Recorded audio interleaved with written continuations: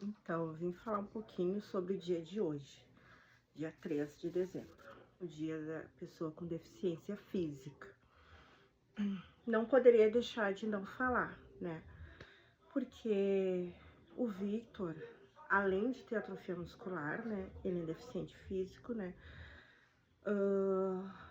E foi muito difícil quando a gente teve o diagnóstico dele. Ele tinha 1 ano e 10 meses. E foi em Canoas, né? Pra quem não sabe, eu morei 15 anos em Canoas e foi lá que tudo começou, né? Eu tive o Vitor lá no hospital de Canoas, o posto de saúde de Canoas, o neurologista que tinha lá era muito bom. Ele que solicitou o exame, a gente pagou particular, eu tive a ajuda de uma amiga minha que me ajudou, né? Eu tinha ainda meus filhos, a Andiara e o Gustavo, muito pequenos, né? Tinha o Alan também, que era o mais velho, né? Deveria ter uns 14, 13. Então, foi muito difícil para mim. Então, eu cheguei aí em 4 hospitais, porque eu esperava ouvir algo diferente, né? Então, eu acabei correndo atrás de muitos lugares para tentar entender o que era atrofia, né? Porque há 17 anos atrás a gente não tinha essa força que é a internet hoje, né? Então a gente procurava lan house, jogava ali o assunto que tu queria e ali, né? Mas então vamos por parte.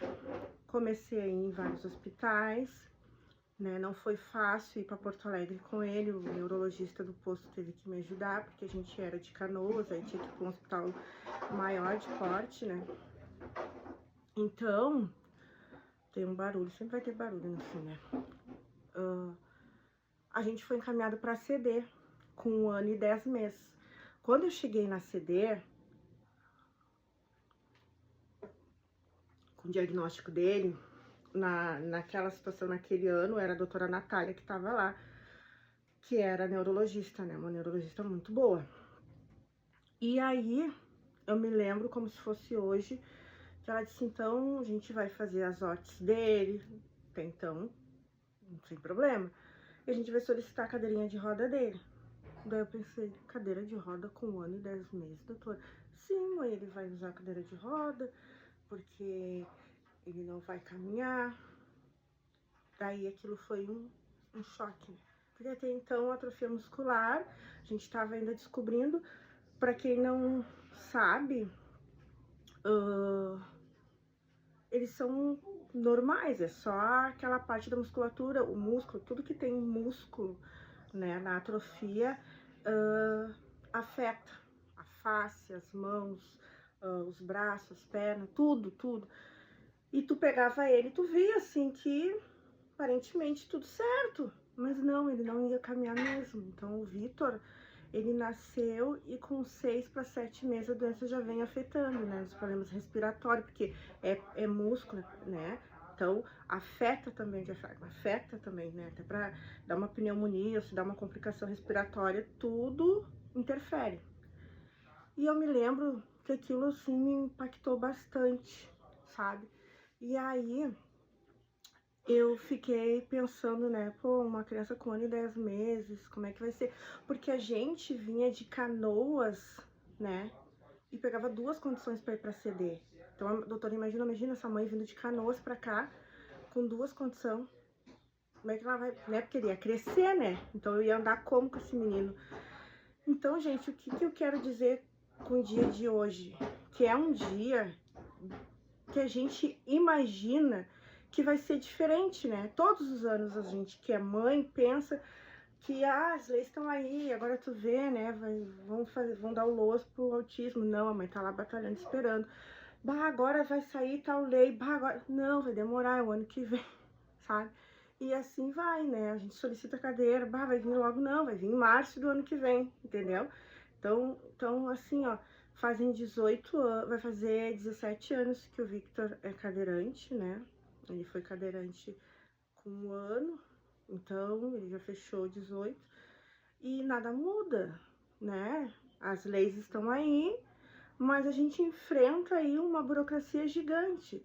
Então, para quem hoje, né, tá tendo seu filho, que tá começando, né, a encaminhar e procurar, né, tenta, gente, procurar um melhor especialista, né, na área do direito, tenta procurar um melhor, tenta ver pessoas que entendam sobre a doença do seu filho, para que possam te ajudar, porque tudo isso vai fazer muita diferença para vocês. Eu sei que o vídeo ficou muito longo, mas ainda é um pingo perto do que eu pretendo fazer, contar como foi chegar até aqui, como é ter um filho especial, como é ter um adolescente hoje com uma doença rara, né? Que preço isso custa, né? Para ele. Sempre eu falo ele, né? Eu sou a porta-voz dele, eu sou a pessoa que vai atrás para ele. E eu confesso para vocês, gente, era para ser 80% melhor. Mas hoje tá descendo esse número, né? Tá ficando muito mais difícil, né? Tá ficando muito mais burocrático, infelizmente. E as pessoas que têm essas doenças raras ou que têm algum diagnóstico de alguma doença grave, eles não têm tempo para esperar. Muitos morrem na fila, aguardando uma cirurgia, aguardando um aparelho, aguardando uma transferência, aguardando uma consulta. Hoje eu vi um caso de uma menina que veio de outro estado. Ela pagou passagem aérea para vir para consultar em Porto Alegre. Chegou uns dias antes, uns 2, 3 dias antes para consultar, né? Gastou com passagem, pediu atestado para poder vir, a mãe faltou, e um dia antes cancelaram a consulta, que no caso era hoje a consulta dela foi cancelada ontem, e ela já tinha vindo, né, já tinha gastado passagem para ela e para a filha, hospedagem, alimentação. Então, tu imagina a angústia e o transtorno dessa pessoa, uma menina com câncer. Eu fiquei assim, ó, bem impactada, porque eu me boto no lugar dessa pessoa, né? Muitos que têm que garantir os nossos direitos, né? Eles não se colocam no nosso lugar. E se fosse minha mãe, meu pai, meu filho, eu faria assim, eu deixaria esperando, né?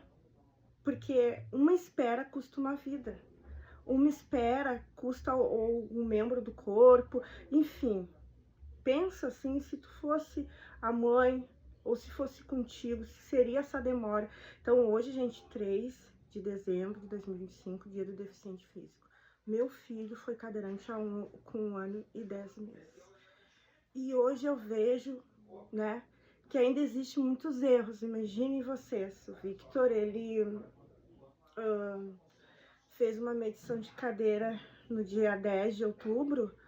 Isso aí foi um impacto muito grande para mim nos anos de agora, né? Porque ele era para ter feito no dia 1º, não vieram buscar ele. O Central não vem buscar. No dia 6 não vieram buscar, causando um dano gigantesco. A gente podia ganhar a cadeira agora em dezembro, só que a gente não vai ganhar a cadeira em dezembro, vai ganhar em março. Então ele vai ficar outubro, novembro, dezembro, janeiro, fevereiro, não, março.